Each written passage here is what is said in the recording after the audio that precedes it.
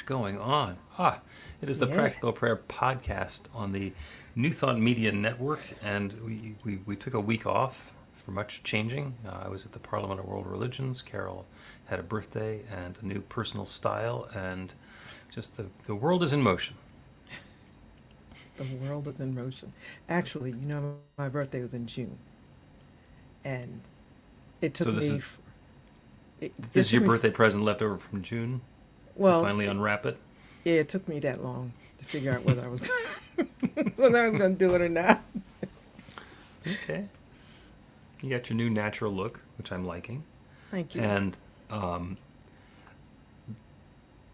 last week was the first, actually, this week is the first rerun of an episode of the Practical Prayer podcast. We've been recording a week ahead, but because of the Parliament last week, we did not have another one in the can. So this week is going to be a repeat on Wednesday. On the audio podcast drops a rerun of episode 6, which I loved.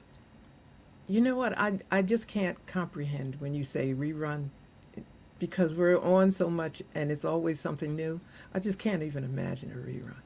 Yeah. Well, Yeah. that's a topic that we don't need to cover again because the title is An Unlikely Duo, and it's the story of how the two of us got onto this podcast together.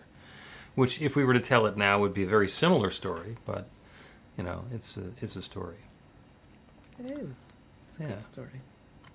So it was fun at the Parliament of World Religions. Well, what can you tell me before we go on? Because I really wanted to, hear about it. Well, for the first time at the Parliament of World Religions, all of the New Thought groups attended together. So I think 15, 16 years ago, New Thought was finally recognized as a world religion, and we were recognized and able to participate. And since then, the various different groups, which are the Affiliated New Thought Network and the International New Thought Alliance and the Unity Church and the Centers for Spiritual Living and Divine Science Federation, Universal Foundation for Better Living and Agape, et cetera, the Association for Global New Thought, all went and all had their little exhibits and displays and conversations. And this time, we all went together. So all of the groups bought a 10 by 10 foot booth, but we were supposed to take down all the pipe and drape between them. We took down the backs so you could see through the whole area and everybody kind of have a visual of everybody else. They still left the lanes between them because apparently no separation is still a little scary for some of the folks who are involved. But it was great to be there. The Affiliated New Thought Network booth was right next to the Agape booth. Got to hang around with Michael Beckwith for a little while, and Sheila McKeithen from the Universal Foundation for Better Living was there, and all sorts of other notables. Marianne Williamson did a brief presentation, and Robert Brzezinski, president of the New Thought Media Network, was there as well. He was filming a documentary about New Thought at the Parliament. He got to do a 20-minute interview with Marianne Williamson, which was fun. So there's a lot of richness and a lot of texture just being there with New Thought. And also fun to connect with the other religions and see what they've got going on. I like that. See what they've got going on. Well, and it's interesting because a lot of times you run into people who have their religion or their spiritual practice, and it's pretty baked in. So it's like you do it my way, and that's just the way that you do it. And if somebody does it not my way, then the best I can do is ignore them. And the worst I can do is know that they're going to go to hell. But the people who go to the Parliament of the World Religions are really open to other religions. And my favorite thing to do, the closest hotel to the exhibit hall was a half a mile away. It's all an indoor walk through the McCormick Place. It's huge. So my favorite thing to do is in the elevator at the hotel on my way over to the session for the morning, to run into somebody who's also going over there and just strike up a conversation. So the first time that happened, it was a Unity minister from Santa Fe, New Mexico, and I just got a chance to chat with her the whole way, like what's going on, because we're both inside the New Thought bubble. And then another time it happened, it was a Baha'i, and got to talk to her about Baha'i and where she is and what's going on for her and how she's engaging in the world the way that it is, even with the way that the traditional Baha'i faith says that things ought to go. So wonderful exposure and get some richness from that. The Sikhs did a langar kitchen, and they served lunch for free for everybody at the Parliament every day. Wow. Yeah, Every day.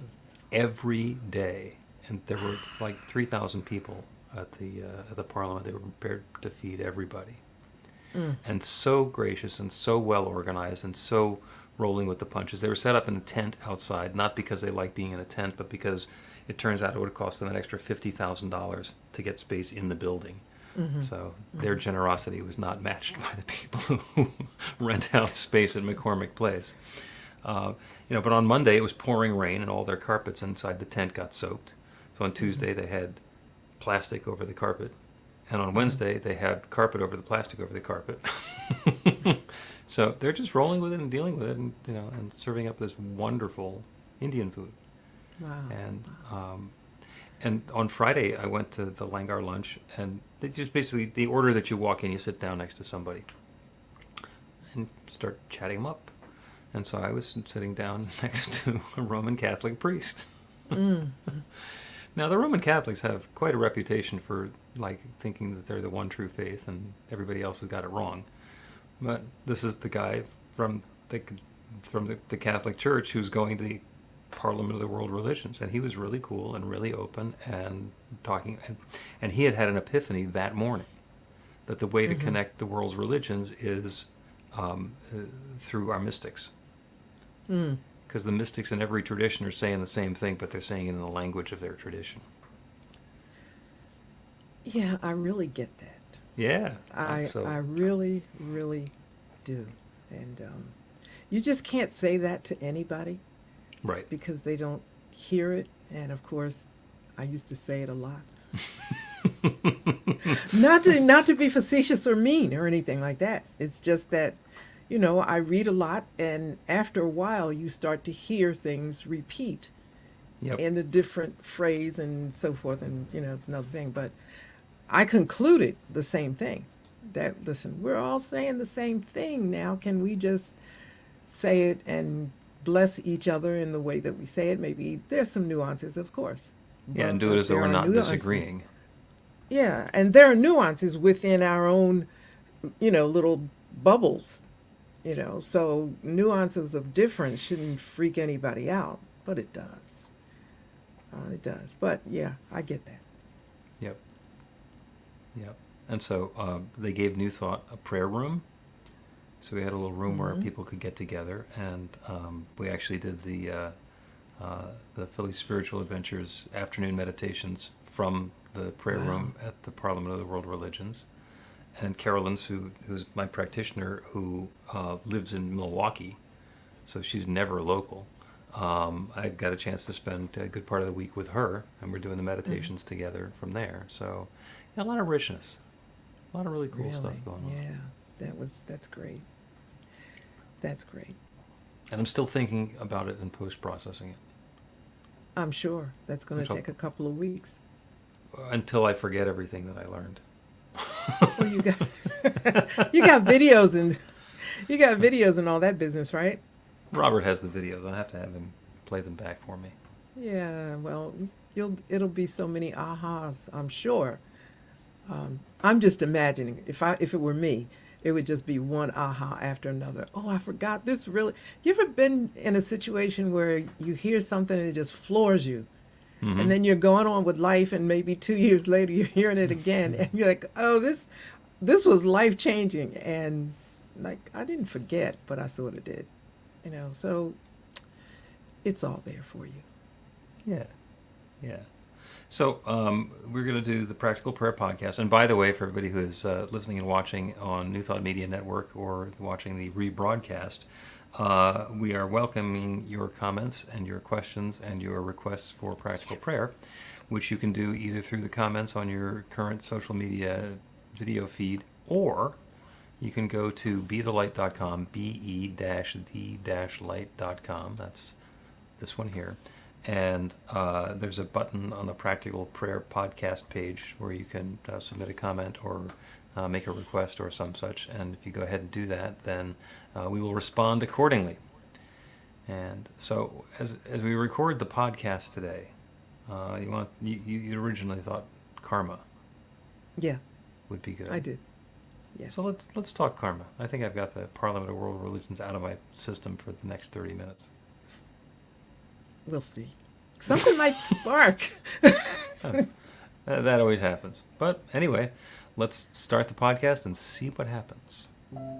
A practical prayer is a prayer that works. These discussions between Reverend Bill Marchiony and Carol Lawrence dive into the details of how it works and how to work it. Reverend Bill is a New Thought minister and the author of Practical Prayer for Real Results. Your new life begins with a new thought. Carol Lawrence is on a spiritual quest, finding the New Thought teaching after decades on the pulpit in 3 different traditional denominations. I've got some questions. Together, they're exploring the philosophy and activities that come together from many of the world's religions to create the practical spirituality that is New Thought.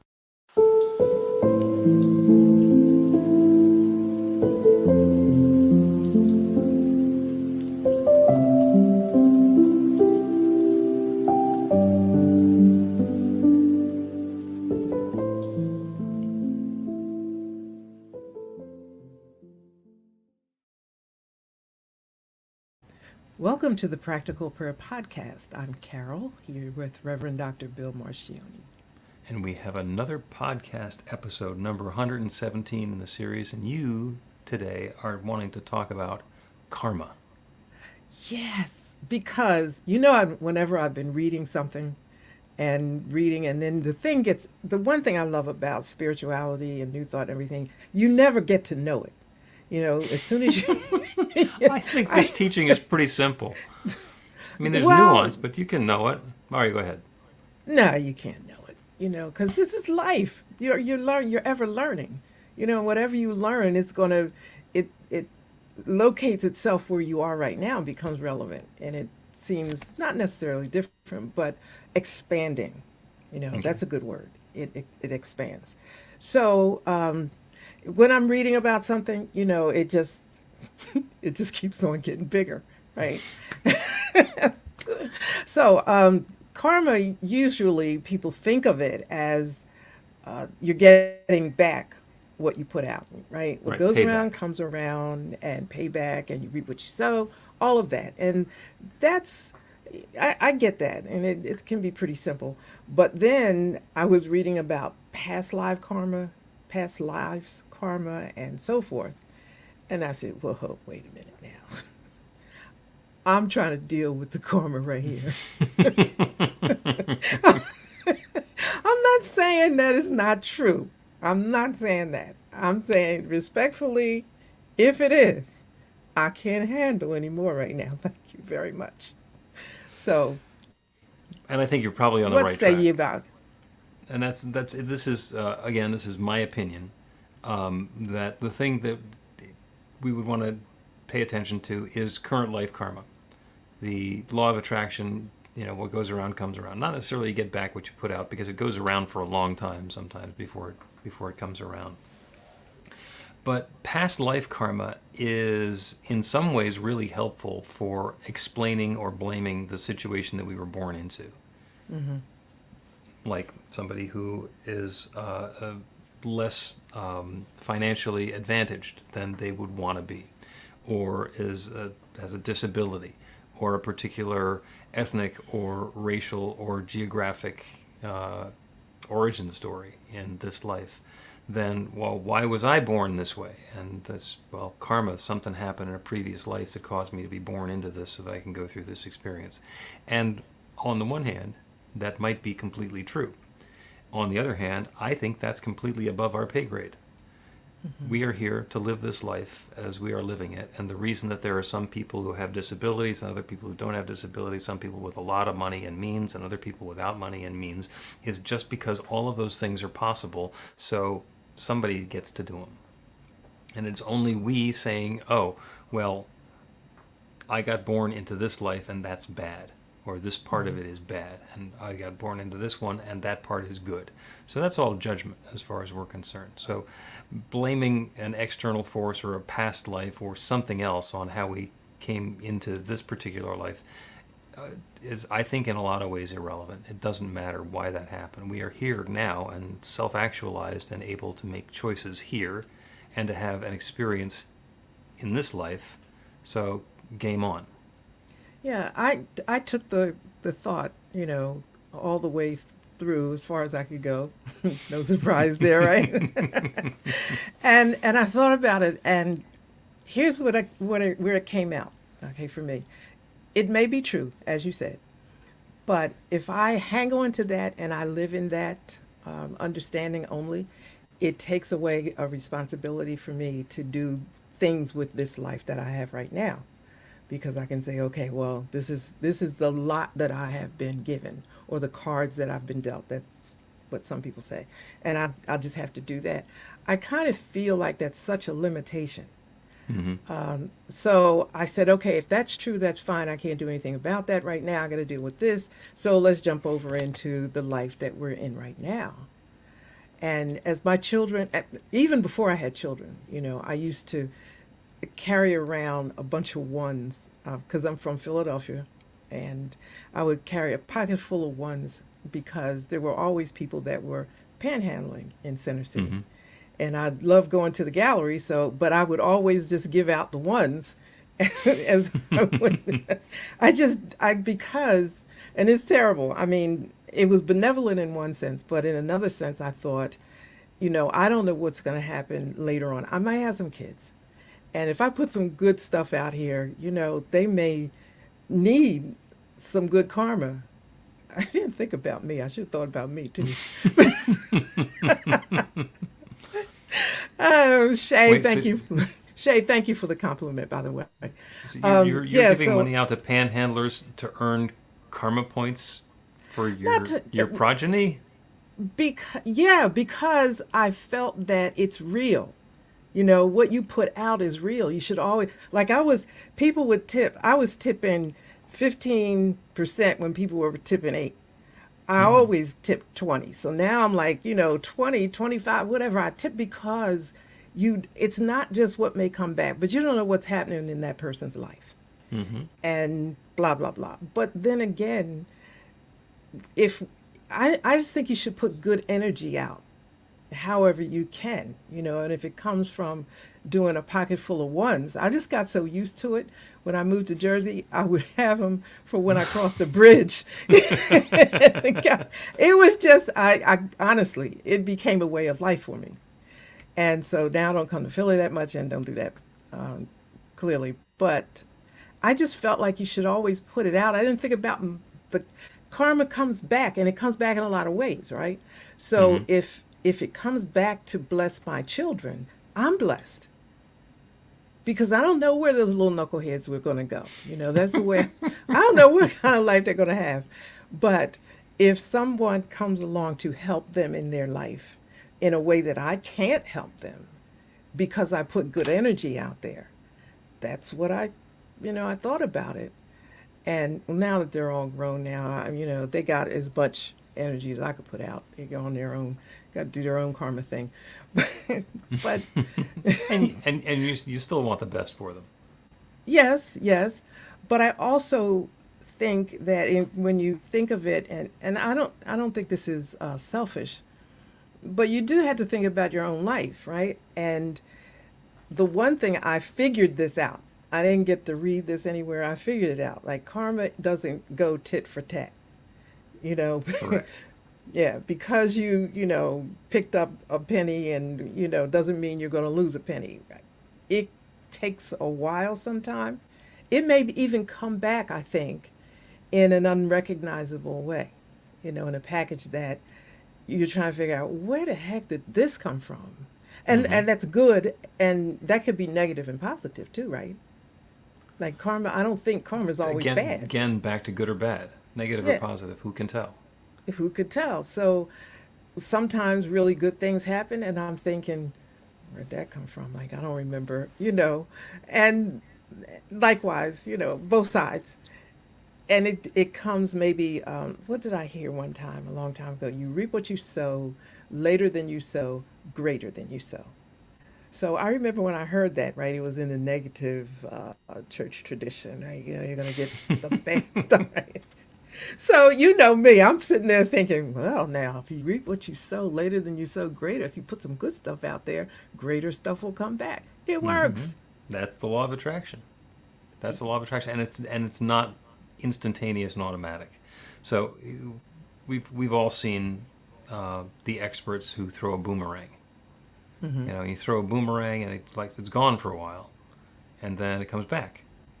Mm-hmm. So you can imagine somebody who's just sitting there minding their own business and they get whacked in the back of the head by a boomerang. It's like, what's the matter with the boomerang? Well, maybe there's nothing wrong with the boomerang. The problem's with the catch. You should have caught it with your hand instead of with your head. You know, and there was all the good intention when it was thrown, but it might have been flying for so long that we forgot. Yeah, exactly. That was going to be my next point. Like, you could forget, right? That's right. So in meditation, I make up stuff, right? Because I thought, well, let me be reminded of anything that might be out there that I forgot. Especially if I'm going through a time that's not too cool. Mm-hmm. I think, is there anything out there that might explain this? It may not take it away, but it will help to understand it a little bit, maybe. But I have fun with spirituality, life, and law of attraction and all of that business because it is what it is. So I try to look at the most positive perspective that I can, and listen, since I come from a tradition that has taught me the negative side really well, let me see. Let me see what the positive side might have to say about this. I like that. Let's take a break and then continue our discussion about boomerangs and how to throw them and what to look for as they return. Learn to put practical prayer to work in your life. The steps are simple to learn and let you begin to get real results to create the life of your dreams immediately.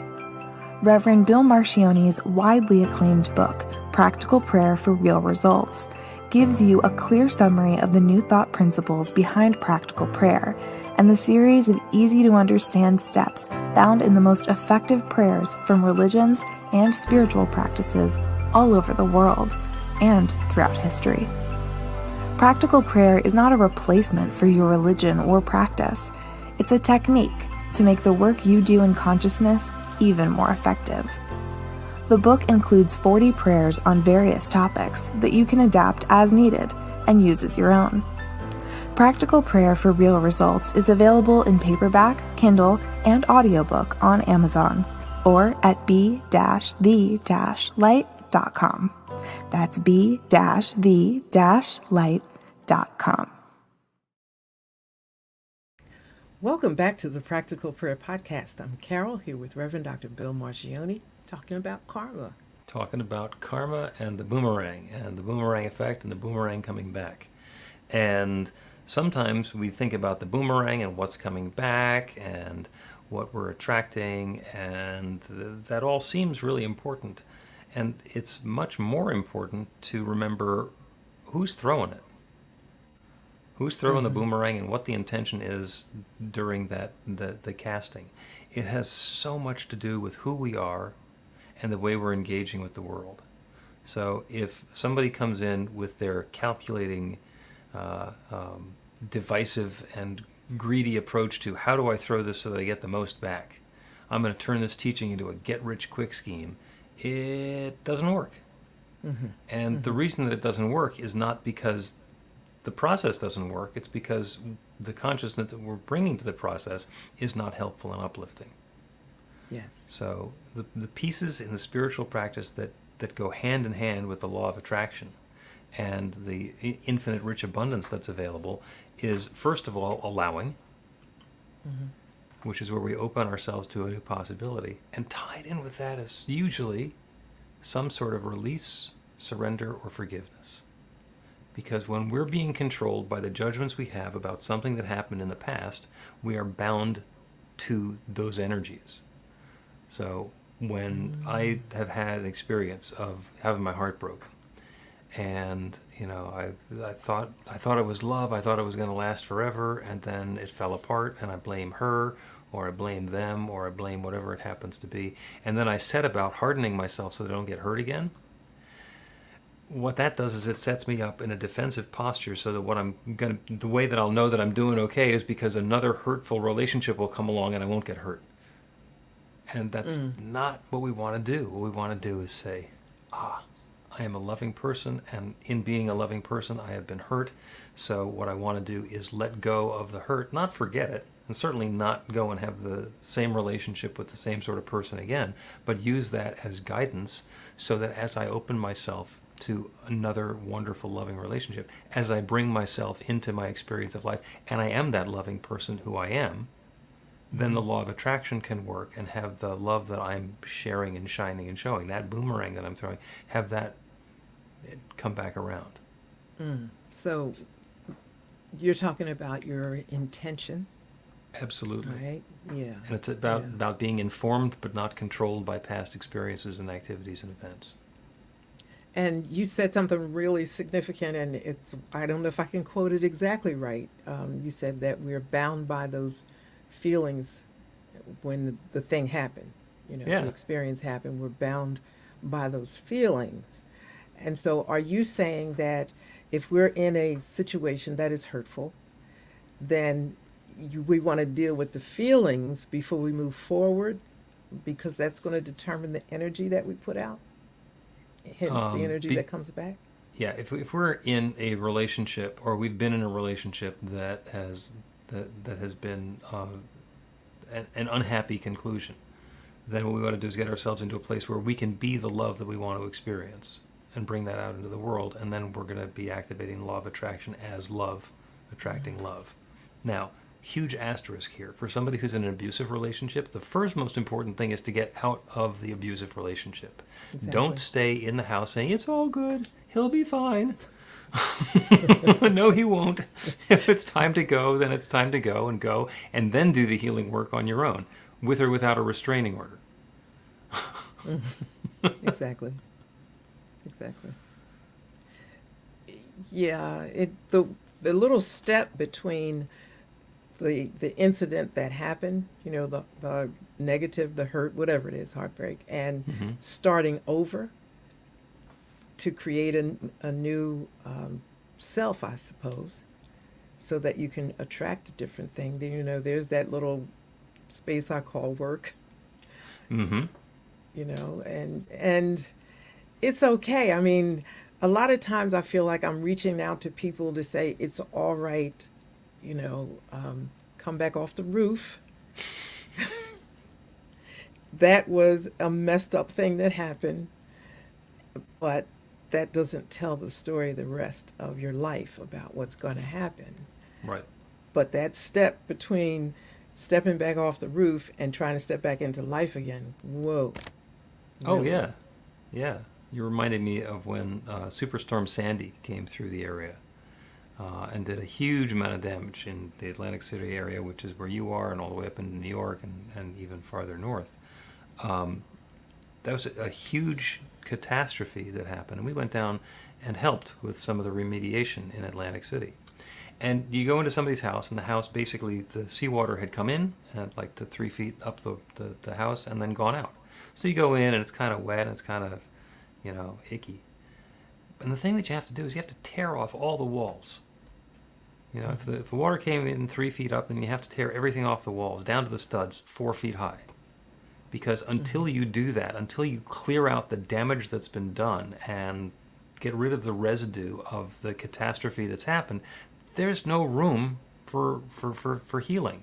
If you put fans in there and you dry the whole thing out, then it'll seem like it's going to be fine, but there's going to be no structure to the wallboard, and behind all the walls is going to be black mold.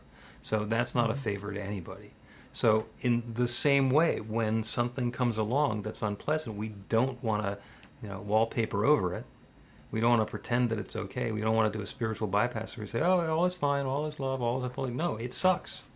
It sucks and it hurts, and we get to deal with the sucking and the hurting and address those wounds and then let them heal.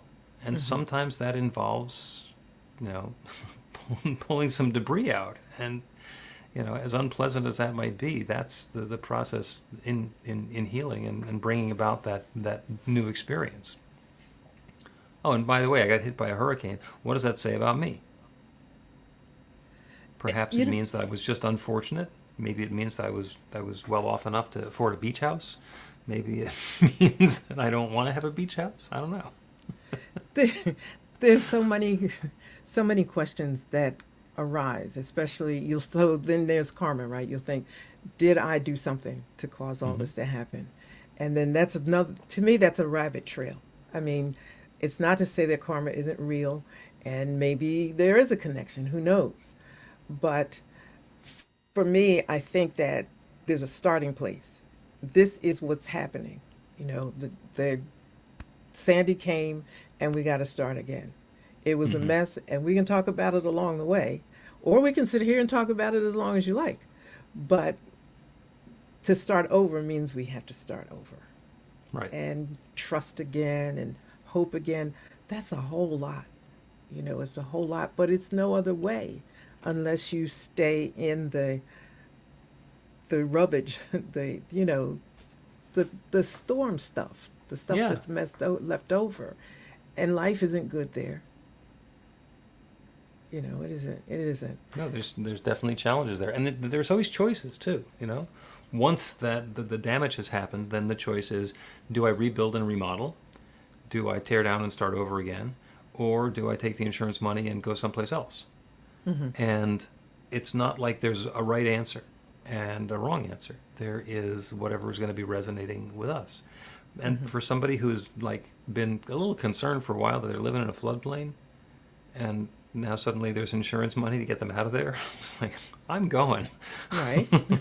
I've had second thoughts about this, and this is my opportunity to change something. And other people who, for whatever their passion is, they're going to be sticking with that. That's okay too. So it's not the answer, it is the appropriateness. It's what's resonating, what's right for us, what's uplifting, and what's going to be life-affirming and moving us forward.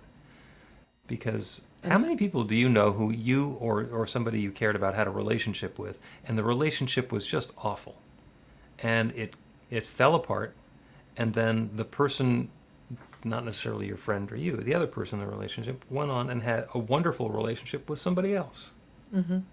Okay, well, there's nothing wrong with any of the people. There's something wrong with the fit. Yes, and that's hard for us to accept because we're down on ourselves.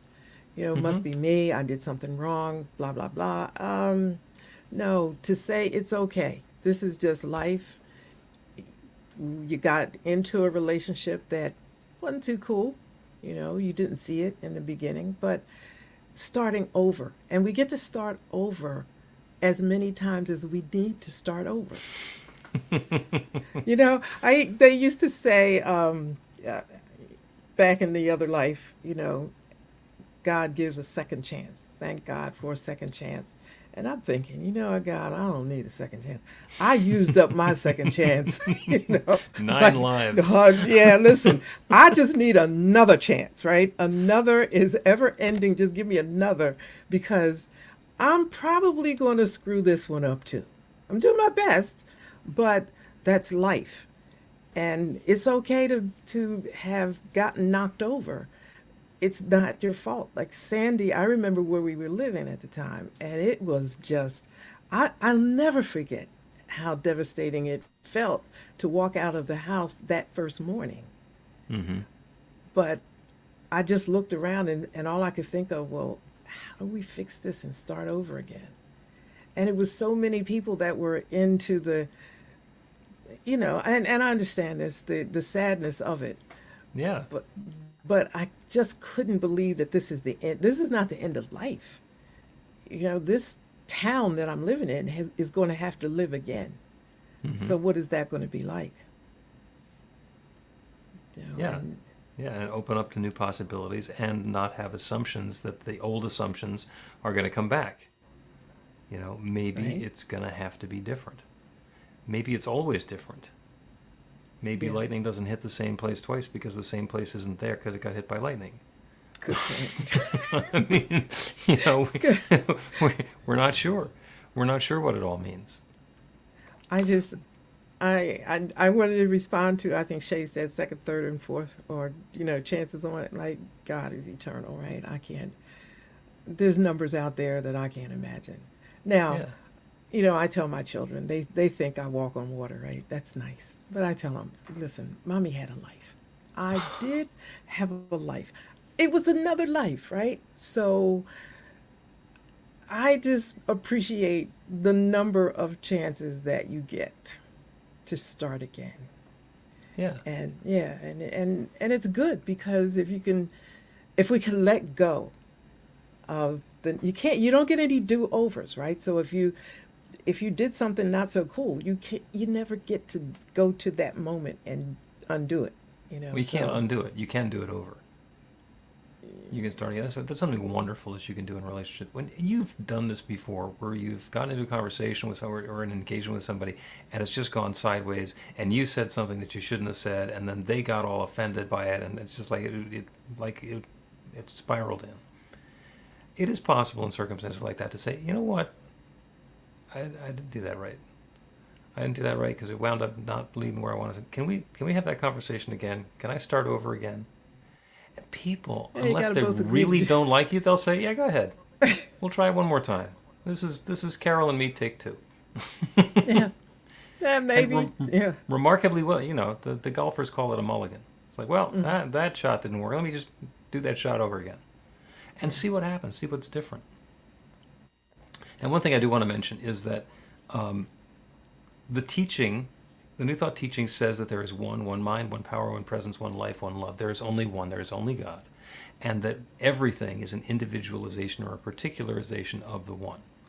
So behind the veil, behind the curtain, and I learned about 70,000 veils separating us from the infinite at the Parliament of World Religions last week.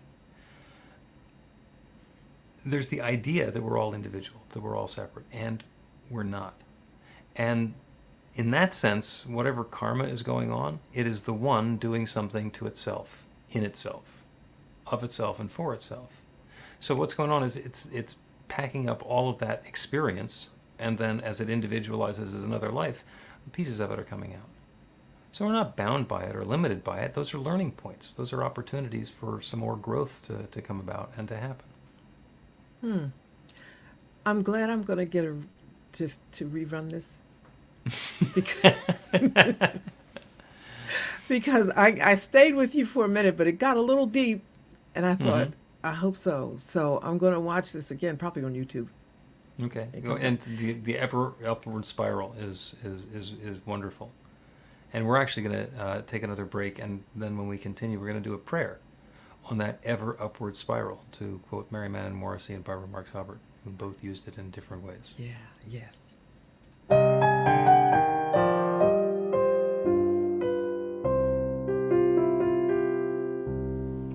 Are you ready to get results? Now, that's not a rhetorical question. Are you ready to get results? RUR2GR.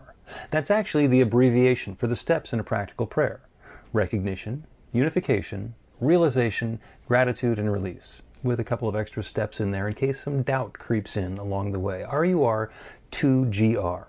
This class is about the prayer technique that's common to all of the spiritual practices and religions in the most effective prayers that they have. And by effective, I mean that the prayer works. It actually creates a change in the experience of the person doing the prayer. It gets a result.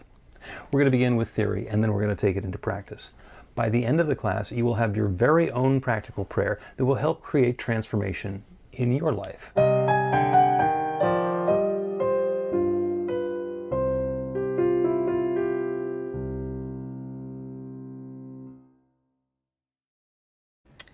Well, excuse me.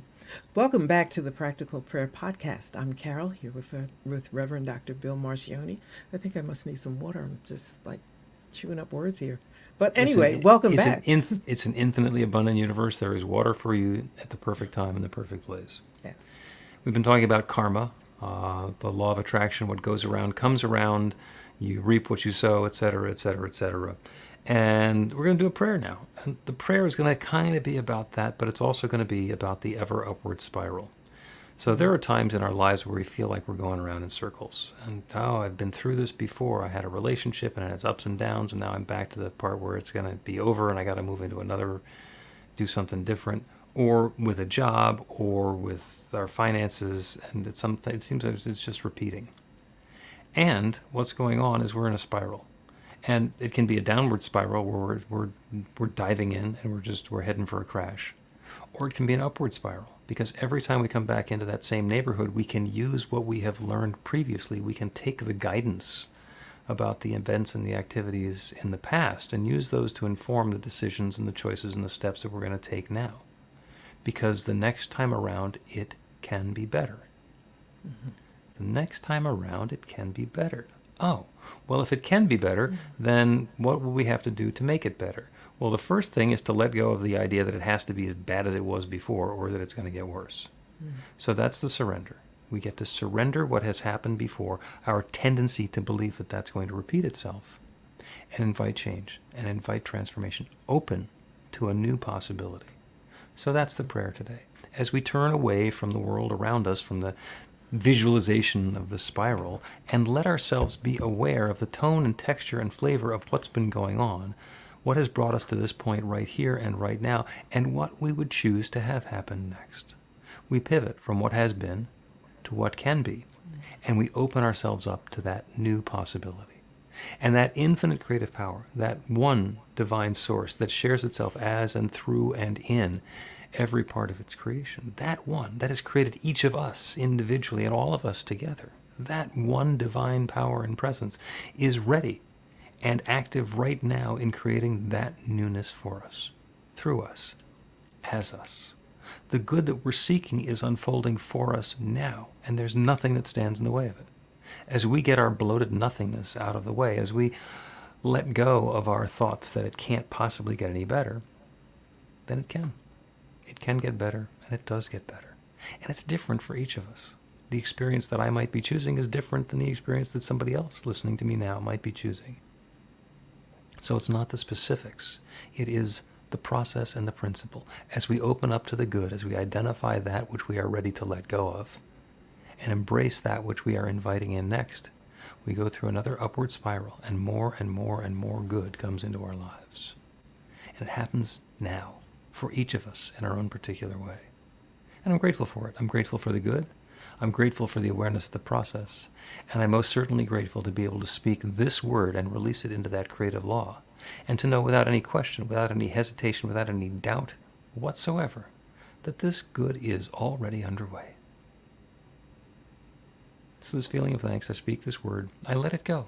I release it into that creative law. And I know that it's so. And so it is.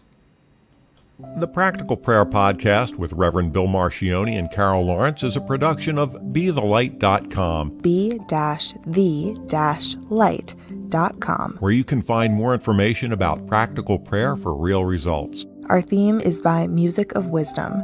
You can learn about the spiritual community of New Thought Philadelphia with daily guided meditations, Weekly celebrations of spirit, and Reverend Bill's classes in practical spirituality at newthoughtphilly.org.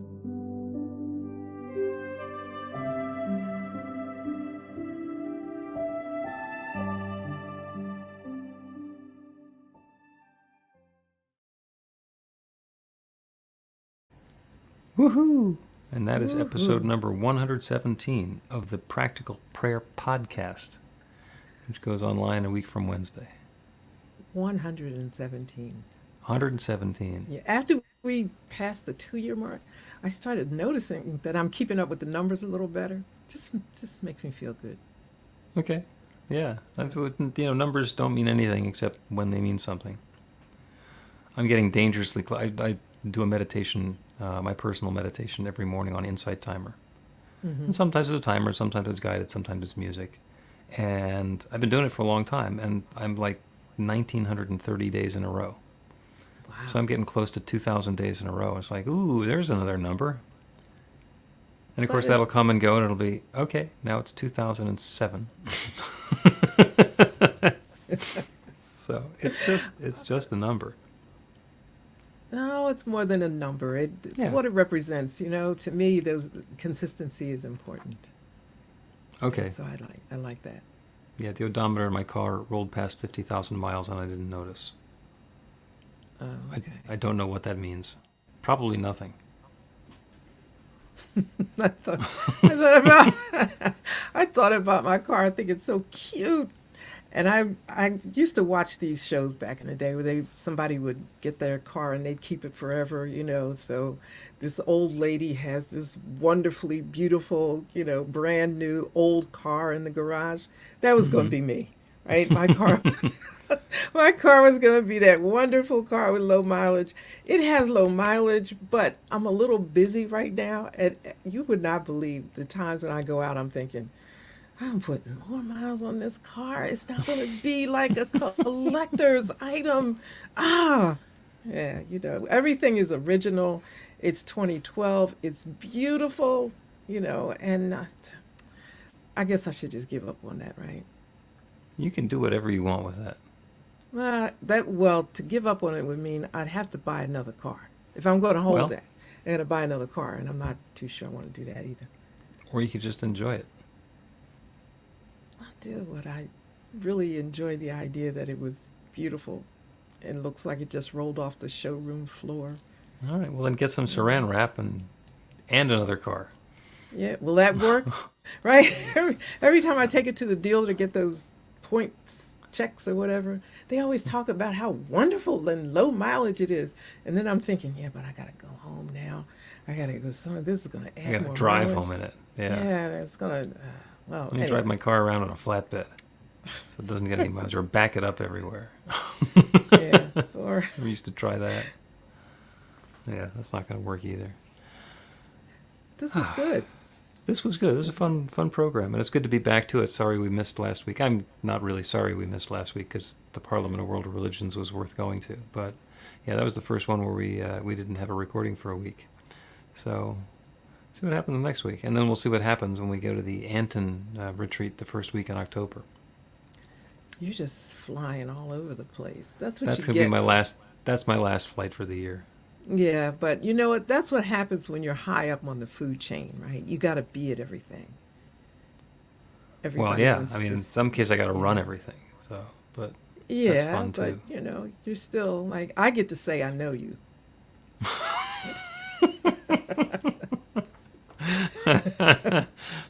My daughter gets to say she knows me, but she does it with her eyes rolled up towards the ceiling. That's daughters, Yeah, I think that's what it is. Yeah. All right, that is going to bring this episode of the pre-show, post-show to a close. Thank you again, Carol. Thank you, everybody, for tuning in. And again, if you want to put in a comment, if you're watching the recording, you can go to b-the-light.com.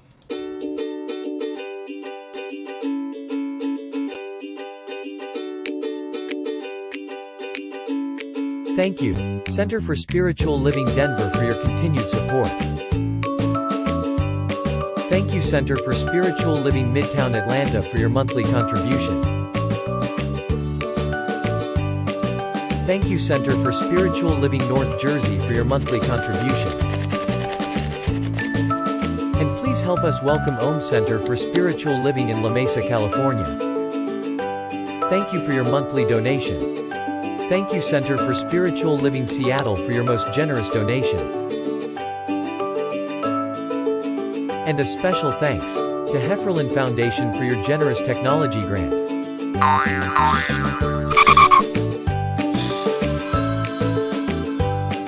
And Suze Ajit, thank you for your very generous donation. And a super special thank you to Dr. Tracy Brown, RSCP. Thanks for being a super donor. And a big shout out to all our committed donors.